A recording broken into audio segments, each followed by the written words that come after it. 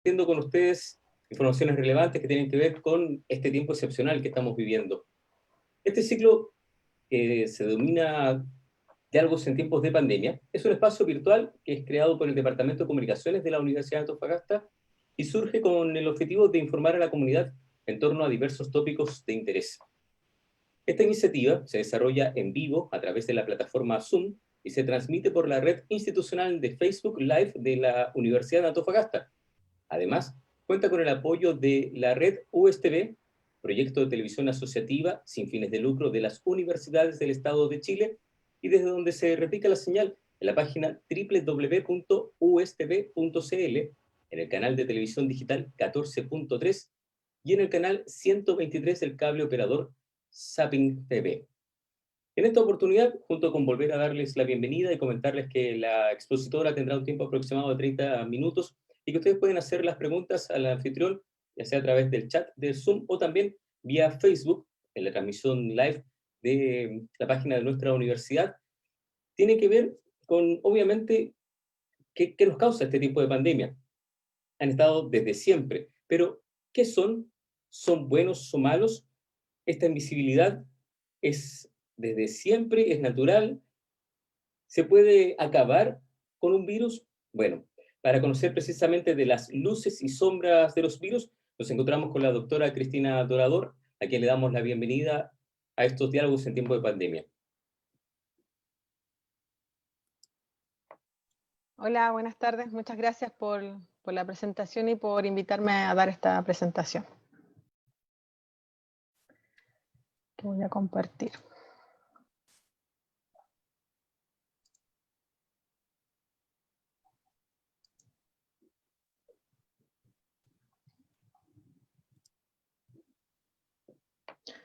Bueno, esta presentación se denomina, como ya se mencionó, luces y sombras de los virus, porque estamos viviendo, ¿cierto?, una de las pandemias más grandes que nos ha tocado vivir en el último tiempo como humanidad.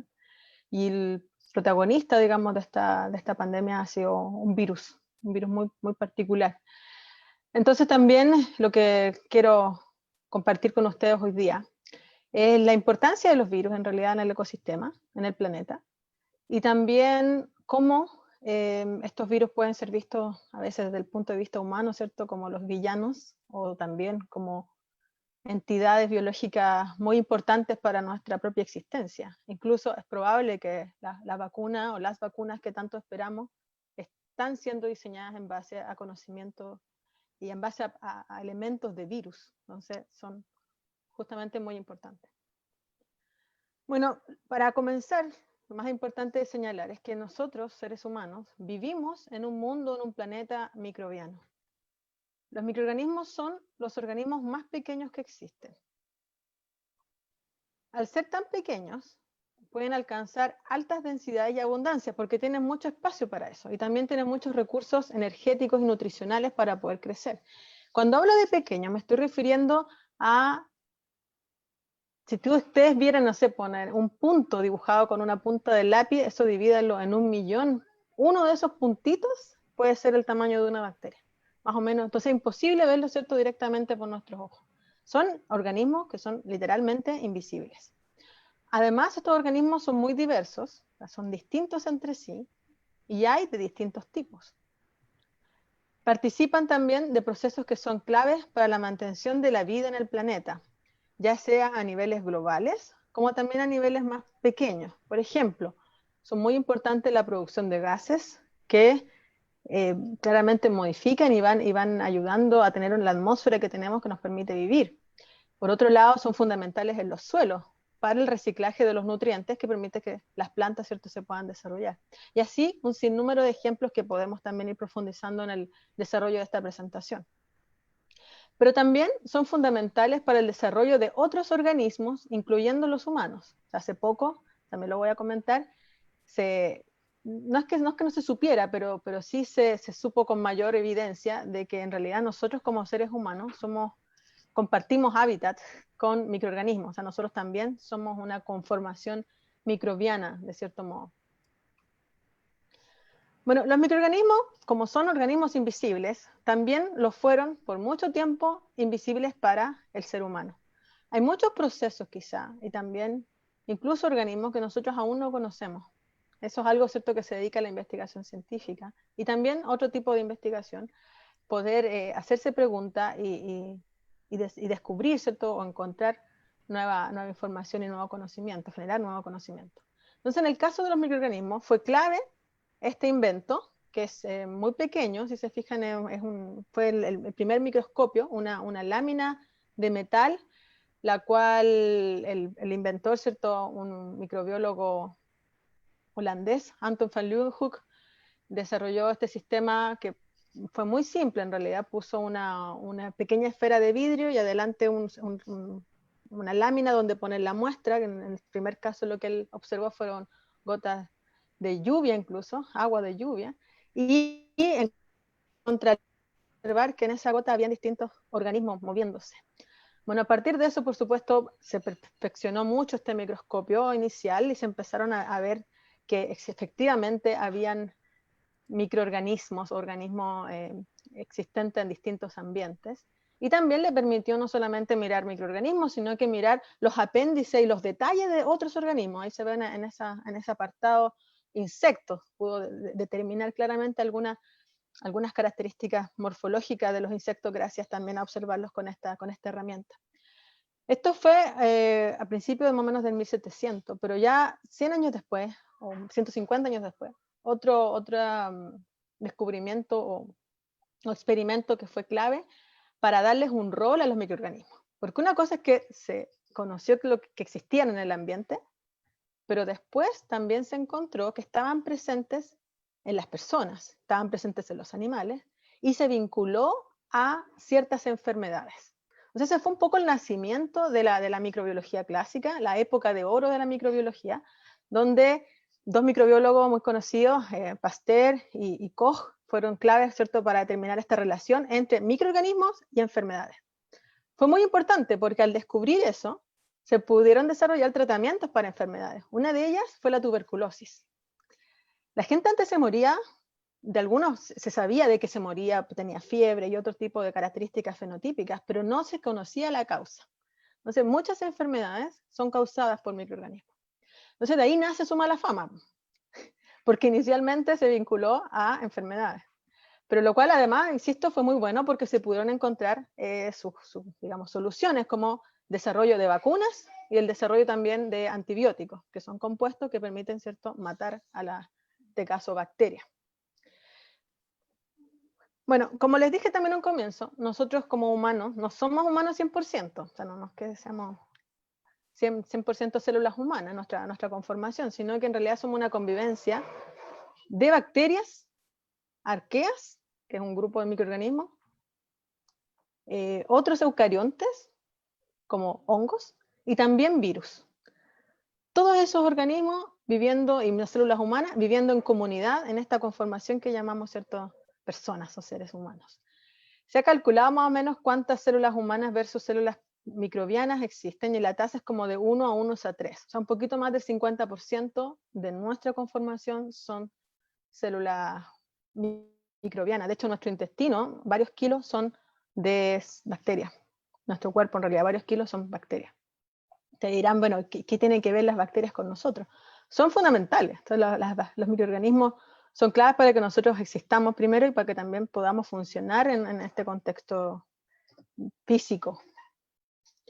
Por ejemplo, las células bacterianas que están en el intestino son muy importantes para ayudarnos a degradar los alimentos que nosotros consumimos.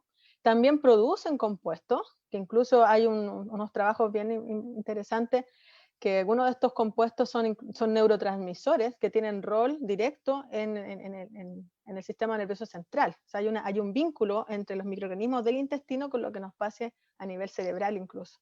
Es el eje intestino-cerebro, así se llama. Entonces, hay roles muy importantes y también se ha vinculado con nuestro cuidado frente a otras enfermedades, la relación con el sistema inmune. O sea, es realmente muy complejo, pero muy importante de darnos cuenta que nosotros somos más que humanos. O sea, somos un propio ecosistema. Bueno, El tamaño de los microorganismos, como ya les dije al comienzo, es súper importante tenerlo claro, porque acá hay una gráfica que muestra un poco los tamaños relativos. Hacia mano izquierda, ¿cierto? Están organismos que son también causantes de algunos problemas en humanos, como el gusano.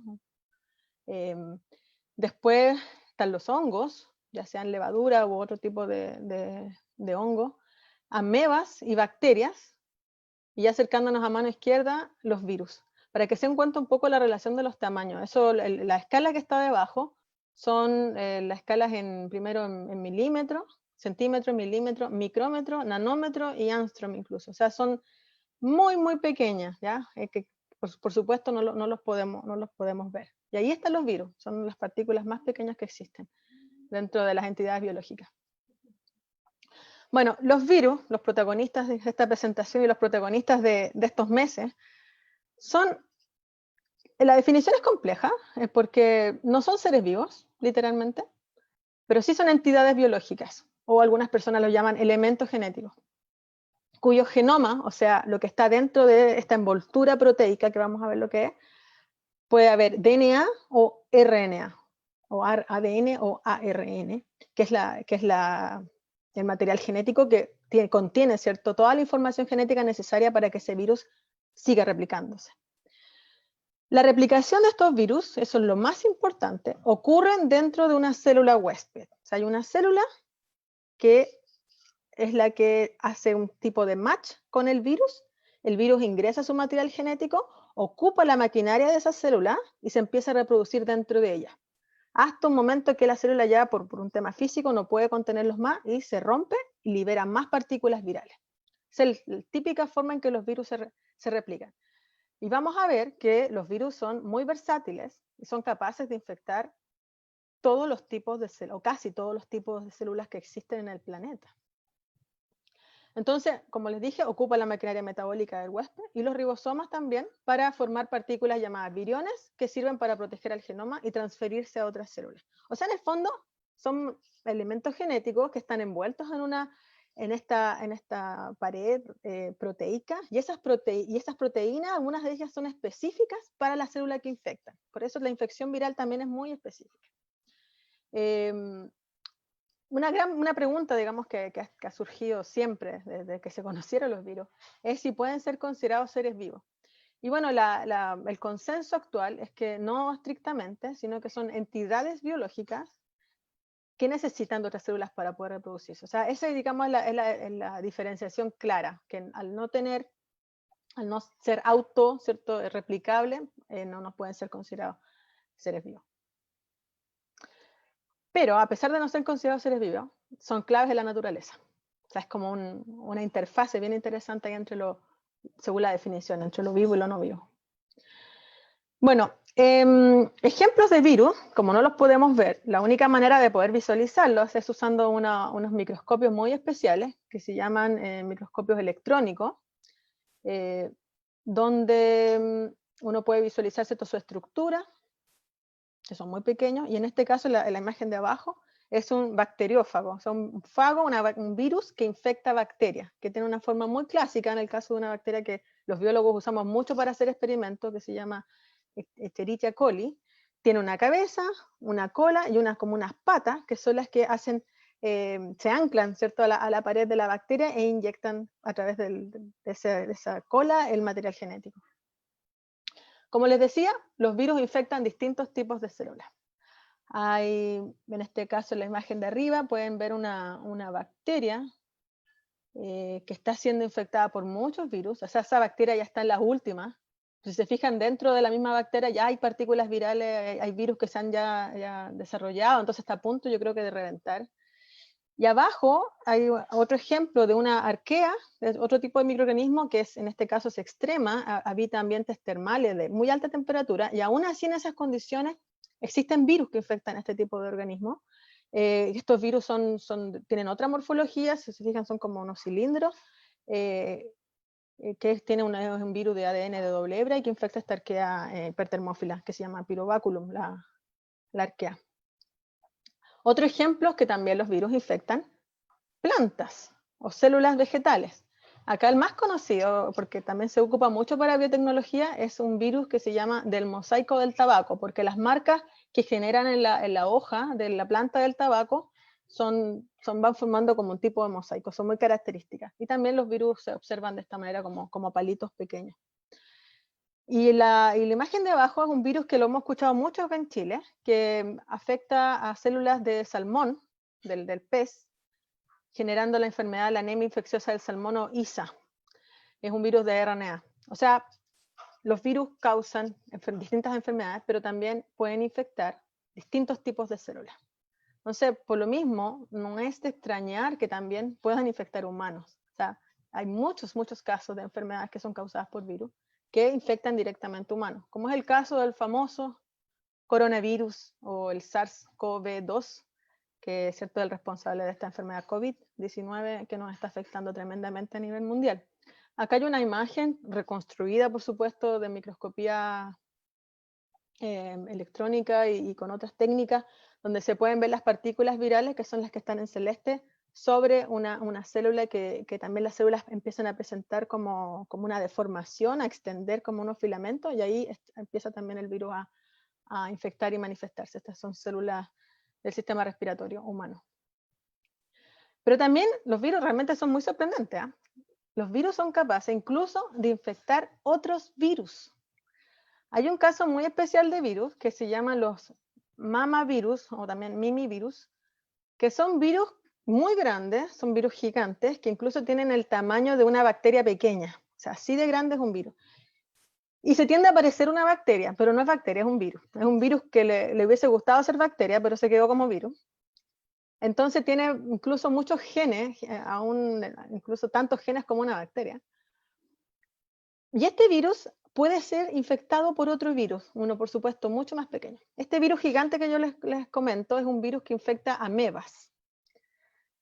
Entonces, un organismo eucarionte, ¿cierto? Entonces la ameba infectada por este virus gigante y a la vez ese virus gigante es infectado por otro virus que le pusieron el nombre Sputnik, que es un virus de DNA de doble hebra, que infecta este mimivirus.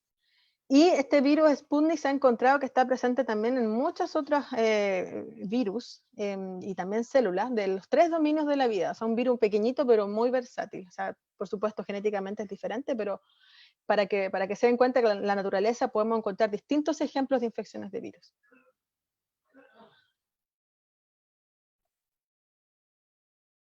Los virus ecosistemas. Acá hay un ejemplo de lo que sucede en los suelos, una versión, digamos, esquematizada de lo que sucede en los suelos, en las raíces de las plantas. Nosotros sabemos que los microorganismos son fundamentales, por ejemplo, para la adquisición de nutrientes, vitaminas y otros incluso minerales que están presentes en el suelo y que a la planta le permiten crecer y desarrollarse. Esto, por ejemplo, tiene consecuencias fundamentales en la agricultura. Si no hay buenos suelos o no están con nutrientes, no van a crecer, ¿cierto? Todas las plantas y vegetales que usamos para alimentarnos. Pero también estas plantas son susceptibles a enfermedades, ya sea por hongos, patógenos, que es el nombre que recibe un organismo que produce una enfermedad, o bacterias patógenas, incluso directamente desde virus.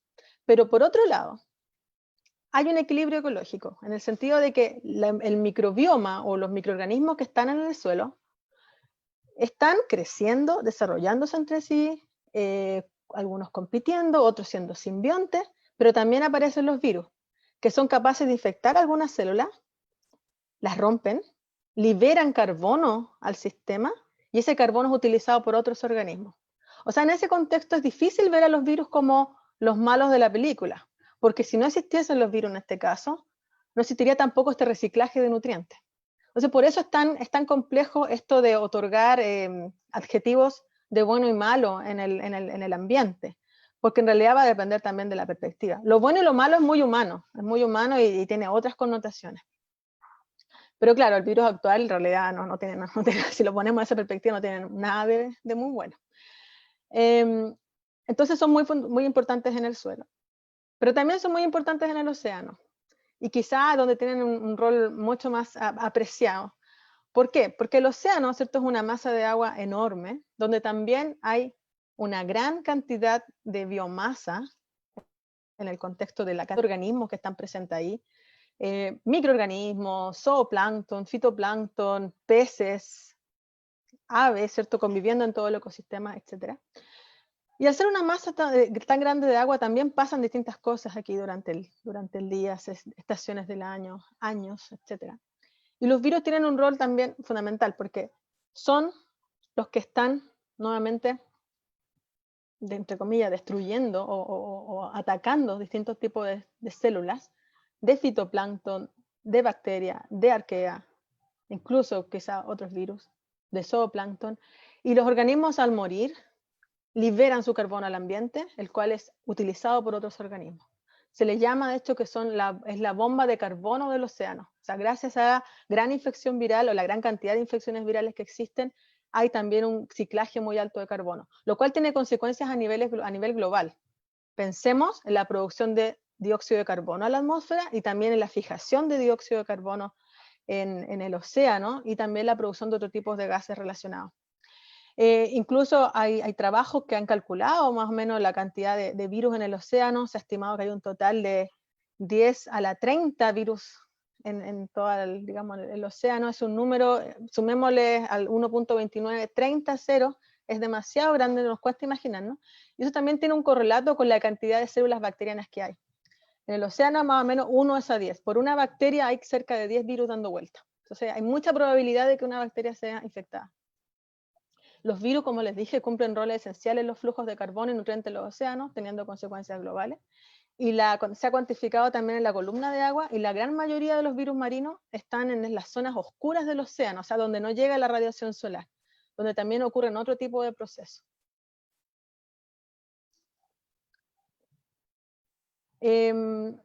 Nosotros también hemos estudiado comunidades virales en ambientes considerados extremos, como un salar, en este caso el salar de Huasco. Esto un poco hago referencia a la investigación que nosotros realizamos en la universidad en colaboración con varias colegas. Nosotros estudiamos la microbiología o la ecología microbiana de distintos, claramente, microorganismos que están presentes en estos ambientes, salares sobre todo. Y uno de los resultados quizás más interesantes que hemos encontrado desde hace mucho tiempo es darnos cuenta que estos sistemas son muy diversos en temas de biodiversidad en general. Hay muchas especies muy distintas y además muchas especies que son únicas de estos sistemas, es decir, son endémicas.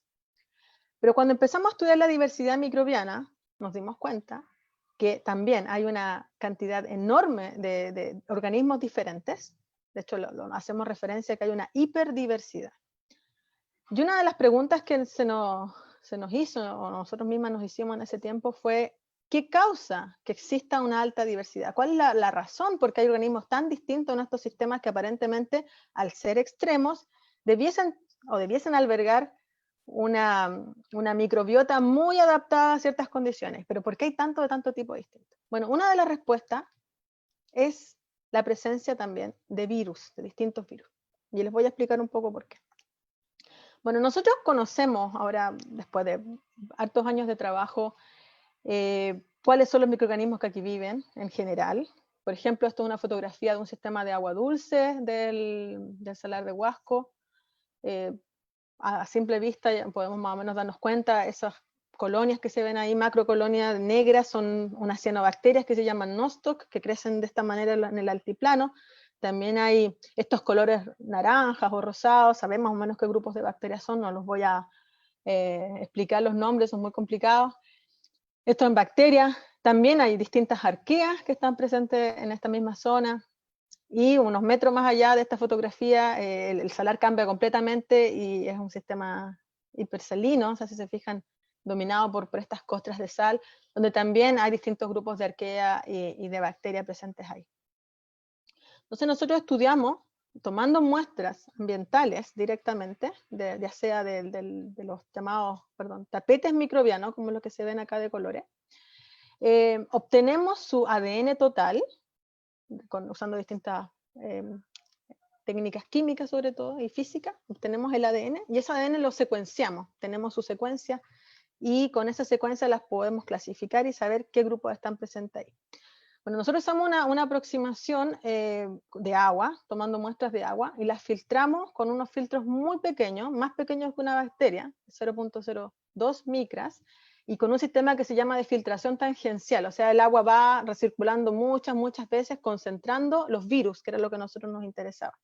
Y después de tener esos concentrados de virus, los secuenciamos. Por lo tanto, obtuvimos algo que se llama metaviromas. Y nos dimos cuenta, al analizar la información genética de estos metaviromas, que la gran cantidad, o sea, sobre el 55% de todas las secuencias que obtuvimos de uno de los sitios, nos puede ser asignada a nada conocido. Y es porque, nuevamente lo que les decía, estos sistemas son muy diversos, pero además hay mucho que no conocemos todavía, entonces no podemos decir qué tipo de virus es. Pero lo que sí pudimos obtener del resto es más o menos asignarle la familia de virus que hay, que son típicos virus de agua y también asociados a algunos otros sistemas. Entonces, nosotros determinamos más o menos que en el salar de Huasco hay entre 10 a las 5 o 10 a las 7 células por partículas, está mal escrito. La diversidad procarionte, perdón, de microorganismos va de 10 a las 5 a 10 a las 7 células por ml y tiene un correlato también viral bastante alto.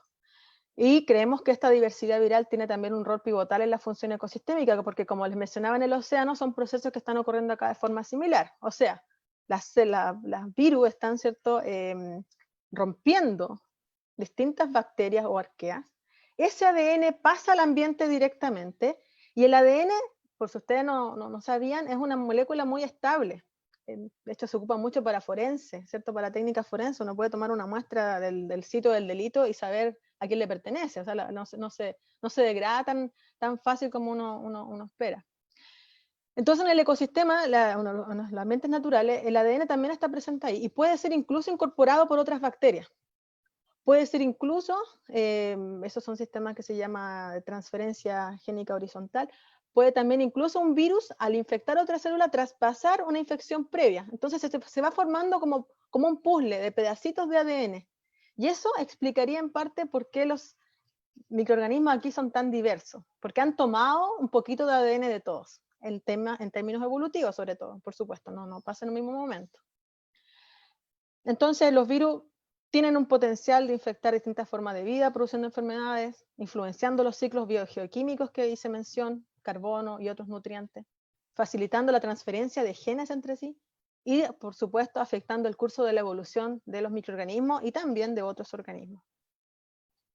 Entonces nosotros al final en este trabajo pudimos describir algunos virus que están presentes acá, cuáles son sus características y también a qué tipo de bacterias estarían infectando. Y eso ha sido bien interesante, digamos, de descubrir. Ya. Ahora, por otro lado, los virus que están presentes en el ambiente pueden ser también traspasados a otros organismos. O sea, de alguna manera, nosotros estamos en convivencia con nuestro entorno, ¿cierto?, de distintas formas, y también los animales y otras especies. Entonces, hay animales y otras especies que están vinculadas al ser humano, sobre todo los animales que comemos, que tienen virus. Son reservorios de ciertos virus. Entonces, en algún momento estos virus cambian, porque los virus, no se los mencioné, pero tienen una capacidad de mutación y de cambio muy alta. Cambian todo el tiempo. Y ese cambio puede ser que justo el virus se haga factible de infectar una célula humana causándonos una enfermedad.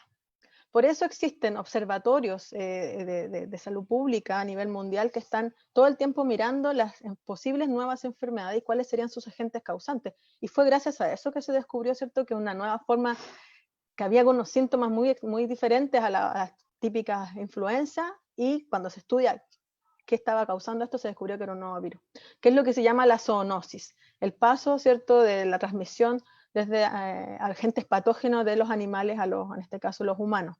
Pueden ser bacterias, hongos, pero también en este caso virus. Y lo que sabemos, bueno, del coronavirus, que fueron murciélagos con un intermediario de pangolines, que fue lo que logró, ¿cierto?, este paso de este virus al ser humano. Esto se ha relacionado también con cómo nosotros como humanos nos estamos relacionando con nuestro ambiente. Uno de los mayores problemas actualmente en el planeta ha sido la pérdida de biodiversidad. En esta gráfica se puede ver las distintas columnas, se ve cómo distintas especies se han perdido en el último tiempo por distintas causas. Primero están los aves, que mayormente su diversidad ha disminuido por la degradación de los hábitats, por ejemplo, cuando se tala el bosque. Siguiente es por explotación, porque se ocupan, ¿cierto?, para distintos usos. La aparición de especies invasoras también, que no pertenecían a ese lugar, pero han sido trasladadas, y también porque traen enfermedades. Contaminación y también cambio climático.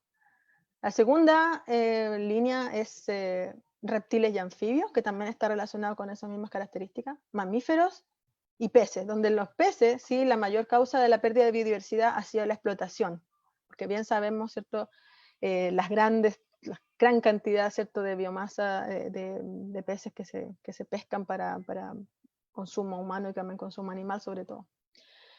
Y esto se ha relacionado muy directamente con la aparición de nuevas enfermedades. ¿Por qué?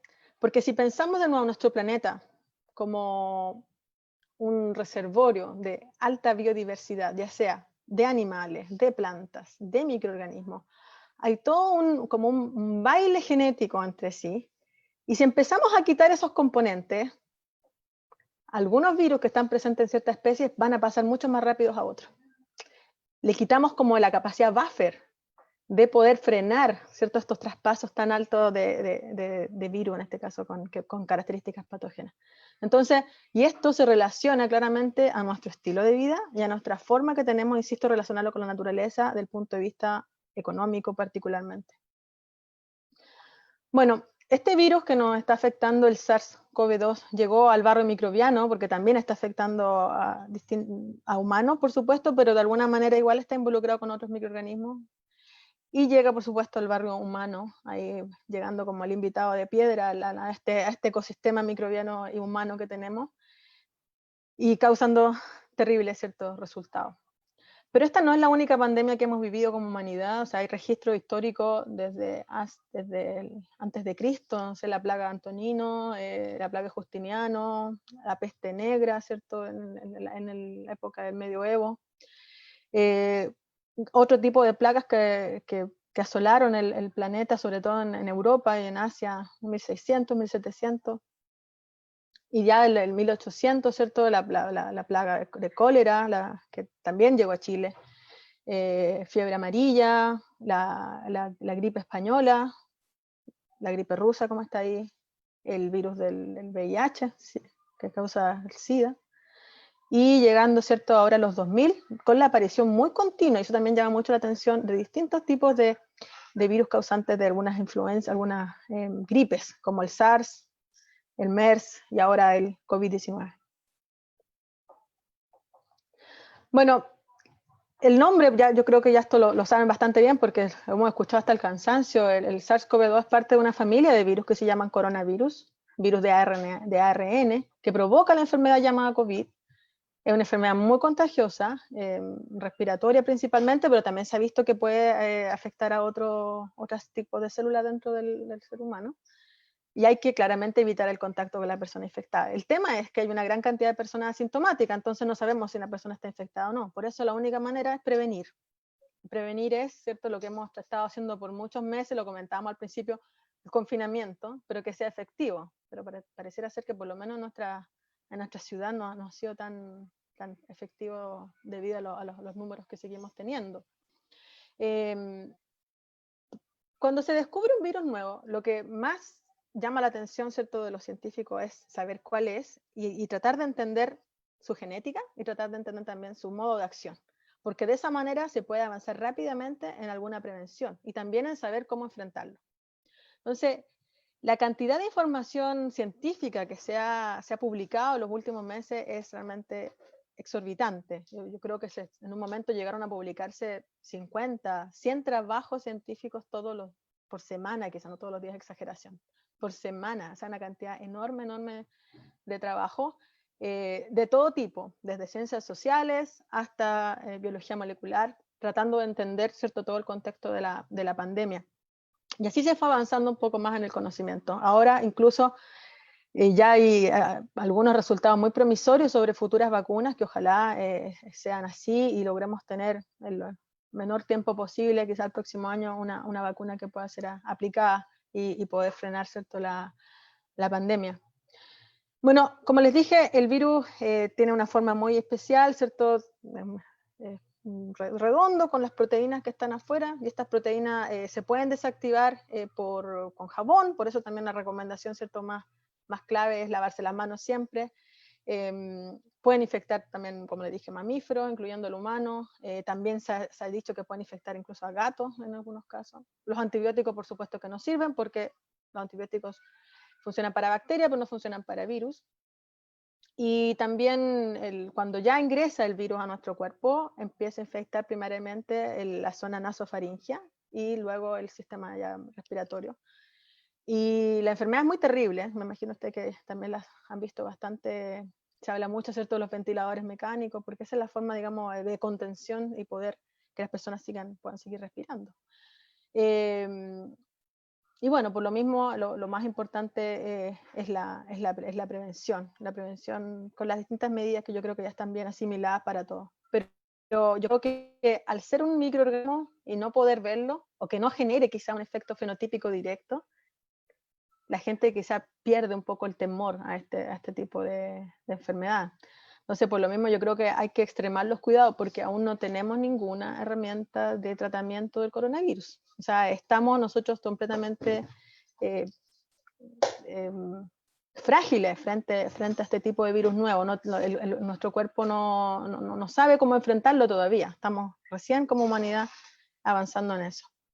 Entonces, bueno, las medidas son distintas. Yo creo, en Chile hay, digamos, para escribir un libro, cómo ha sido un poco el tratamiento de la pandemia, y en el mundo en general hay países que lo han hecho muy bien, como Nueva Zelanda, ¿cierto?, que llegaron un momento a tener 0 casos por mucho tiempo, pero otros que no, como nosotros, en realidad ha bajado los números, pero no han llegado nunca a 0, entonces es difícil hablar de recuperación, pero bueno, hay que tratar de evitar que esto se siga expandiendo, y eso también hay un cuidado personal, pero también hay un tema ahí como sociedad. Bueno, a la fecha, por si no habían visto los números, hay más de 20 millones de casos en el mundo.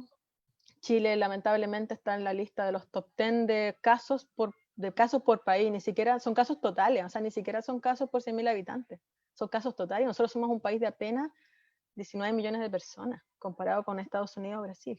Entonces es muy preocupante la situación que ocurre en Chile. Al 12 de agosto, o sea, el día de hoy, hay 378.000 casos en Chile, 16.000 en Antofagasta. Perdón, ahí me faltó. No, 16.000 me fue mucho, creo que es menos. Sí, 1.600 puede ser. Hay 10.200 fallecidos en el país, de los cuales casi 388 son de la región de Antofagasta. O sea, tenemos lamentablemente números tan dispersos, muchas personas que han fallecido por esta enfermedad. Quizás, yo creo que a esta altura más de uno ha conocido a alguien enfermo o a alguien incluso que haya fallecido, lo cual es bastante lamentable.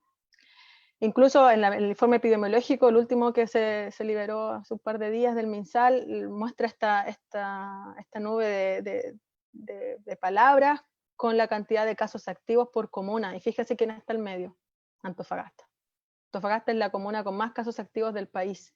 Incluso hoy día se liberó también unos nuevos datos diciendo que Antofagasta es la comuna con menor trazabilidad del país, que alcanza un 39%. O sea, tenemos la mayor cantidad de casos activos y la menor trazabilidad.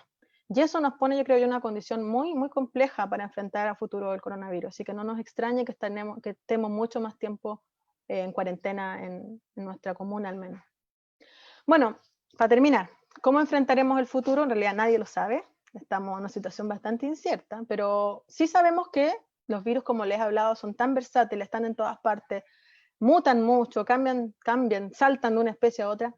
Nuevas pandemias pueden aparecer y tenemos que estar preparados para ello. Eso implica mejorar nuestro sistema de salud, nuestra seguridad social, infraestructura y también capacidad científica, porque una de las cosas que hemos aprendido es la importancia de tener infraestructura y también personal capacitado en las regiones, porque el virus no es centralizado, o sea, de alguna manera sí, porque hay muchas más personas viviendo en Santiago, pero en realidad ataca a todos. Entonces es muy importante tener capacidades regionales desarrolladas. Hay también, y tiene que haber, una necesidad de repensar las prácticas humanas con el ambiente, en particular el sistema económico que está basado en la explotación de recursos naturales y por ende su destrucción. Entonces se han esto de la pandemia ha llevado también a que se profundicen alternativas, quizás como el tema del decrecimiento, o también derechamente el desarrollo de tecnologías e innovación, y no tanto depender de estos recursos naturales. ¿Por qué? Porque al cambiar el ambiente, al dañarlo en muchos casos, disminuye la biodiversidad, que ya la había señalado que es clave para evitar, ¿cierto?, que emerjan estas nuevas enfermedades. También tenemos que, creo yo, repensar nuestras prácticas sociales. Yo creo que la única forma de enfrentar este tipo de desafíos es a través de la colaboración. O sea, más colaboración y menos competencia. O sea, el individualismo no nos va obviamente a ayudar en esto.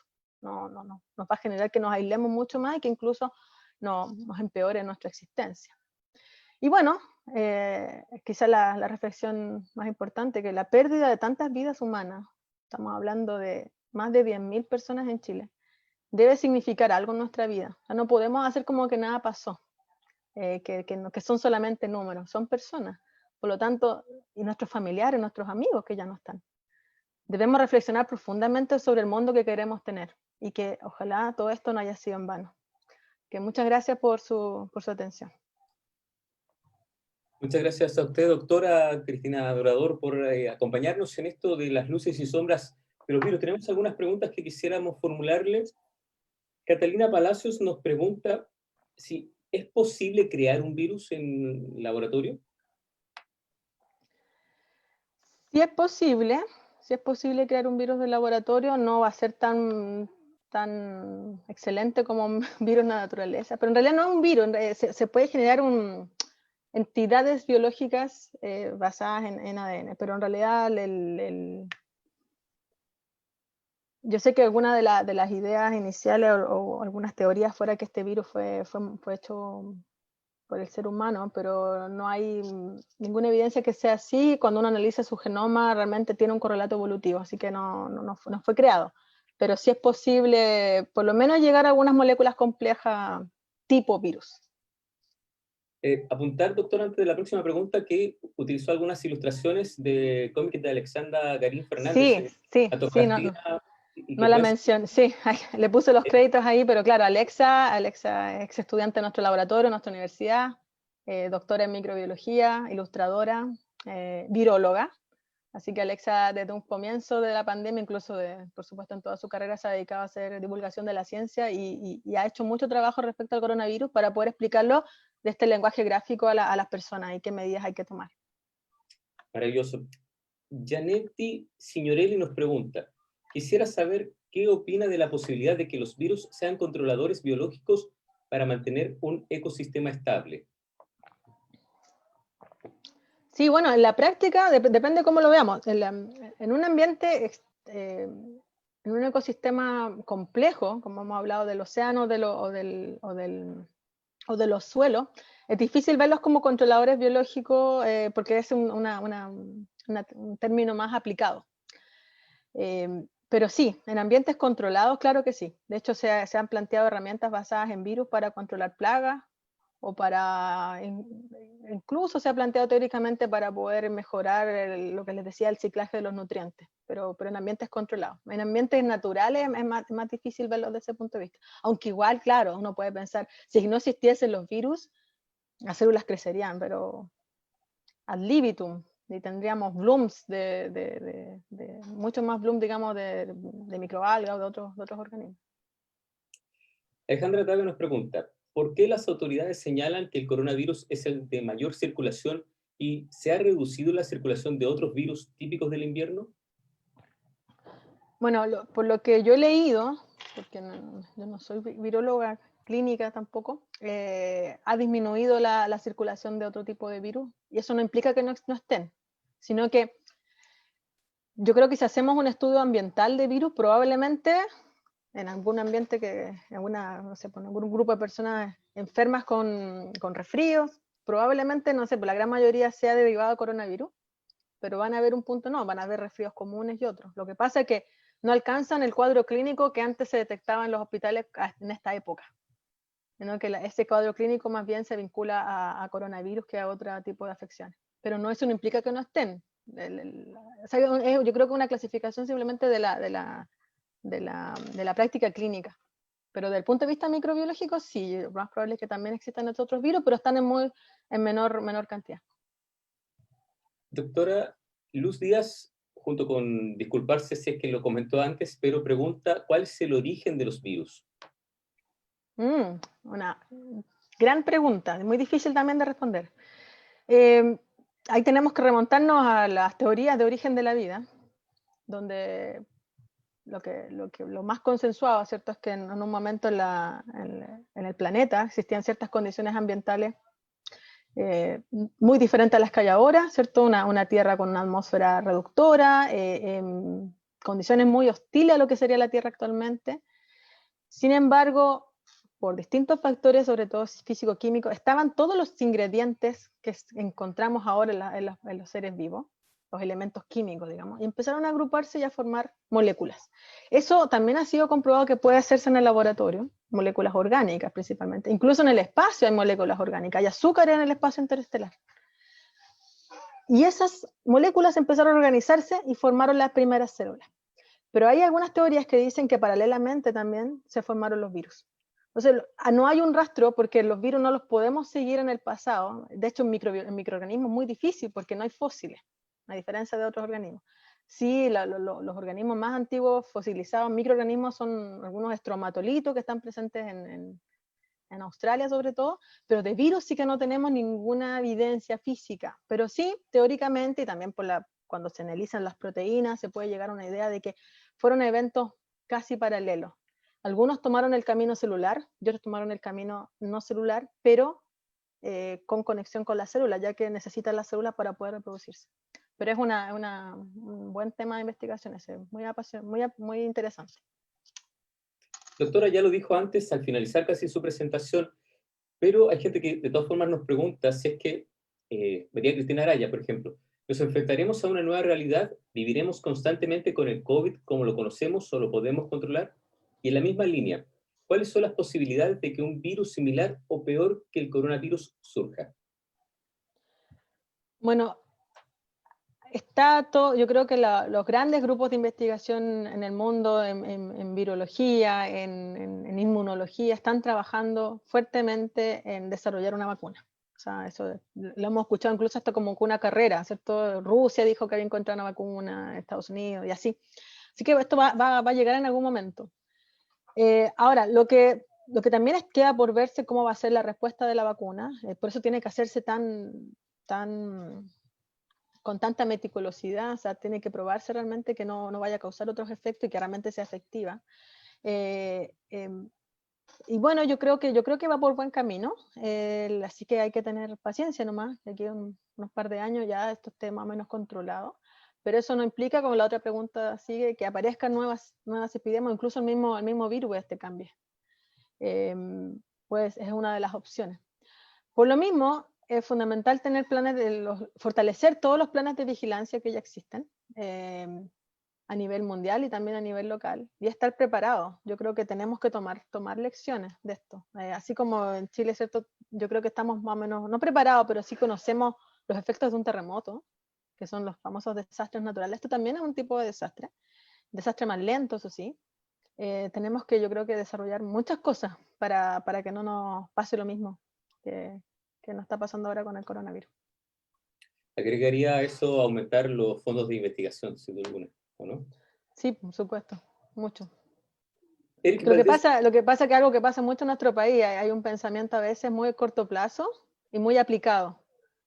Entonces se deja de lado a veces la investigación en ciencias básicas, que es lo que gracias a que existe gente que estudia los virus, porque los virus son interesantes per se pudo saber un poco cómo interpretar este coronavirus, pero no a partir de necesariamente una investigación aplicada. Eso quiero llegar. O sea, no es una pérdida de dinero invertir en tener, por ejemplo, laboratorios de virología en todas las regiones de Chile. No, es una inversión a largo plazo, porque en algún momento vamos a necesitar ese conocimiento. Y conocimiento local, porque cuando recién apareció el coronavirus, apareció, ¿cierto?, en el hemisferio norte, y no sabemos bien cómo se iba a comportar en el hemisferio sur. Por ejemplo, qué pasa con la alta radiación solar. Y eso claramente aquí lo pudimos haber probado porque tenemos esas condiciones. Entonces también, por eso es fundamental desarrollar investigación local, con, por supuesto, un énfasis nacional y mundial, pero es súper importante desarrollar investigación y crear la infraestructura para ello en las regiones. Eric Valdés nos pregunta, así como las bacterias, los virus hacen parte de la microbiota humana, ¿cómo logran una mutación y adaptarse al huésped? Efectivamente, los virus también son parte de nuestro microbioma, el viroma, y hay casi un virus por cada tipo de bacteria distinta. Estos son también procesos a ver, como de coevolución. O sea, está tanto la diversidad bacteriana va cambiando, o sea, las bacterias van cambiando en el tiempo, van generando incluso nuevas especies, y paralelamente también los virus van cambiando. Entonces, en algún momento, los dos se conocen, hacen match, y el virus puede infectar esta nueva célula. Esos son procesos, por supuesto, a largo plazo, son procesos evolutivos, pero comparten el mismo hábitat, comparten el mismo, digamos, la temporalidad, entre comillas. Así que hay virus, tantos virus como tantas bacterias existen. Por último, doctora, con esta cerramos. Catalina Palacios nos pregunta, ¿cómo funcionaría la vacuna? ¿Es que ataca la proteína o atacaría directamente al virus? Bueno, hay varias alternativas, por lo que yo sé, que tampoco no es mi especialidad, está más pensado a nivel primero de la proteína, pero yo creo que hay muchas opciones que se están barajando. Porque también nadie se está cerrando a distintas opciones, ya que una vacuna le puede ir muy bien en las primeras etapas, pero quizás puede fallar en las etapas más avanzadas de implementación. Entonces ahí se vuelve de nuevo a lo que ya también está avanzando en paralelo. Doctora, ahora sí cerramos. Creo que hemos respondido todas las preguntas. Hay muchos comentarios respecto de lo didáctico que fue, así como también Luz Díaz nos agradece el que, a pesar de haber llegado tarde, pudiéramos formular su pregunta y, por supuesto, su respuesta. No, muchas gracias a ustedes por la oportunidad. Y, por supuesto, nosotros nos vamos a volver a encontrar el próximo día miércoles, siempre a las 3 de la tarde, cuando hablemos de pandemia desnuda, idea de sustentabilidad chilena, a cargo del doctor Carlos Guerra Correa. A la gente de USTV que estuvo con nosotros, muchísimas gracias. A todos quienes nos vieron a través de sus distintas plataformas, en el Facebook Live de la Universidad de Antofagasta. Recordarles que esta sesión, este diálogo en tiempo de pandemia, va a ser transmitido también a través de Radio UA en la frecuencia 99.9 y en radioua.cl. A todos quienes participaron, están ahí, muchísimas gracias. Doctora, esperamos hasta una próxima oportunidad. Que esté muy bien. Hasta luego, gracias. A ustedes también, chao, que tengan buena tarde.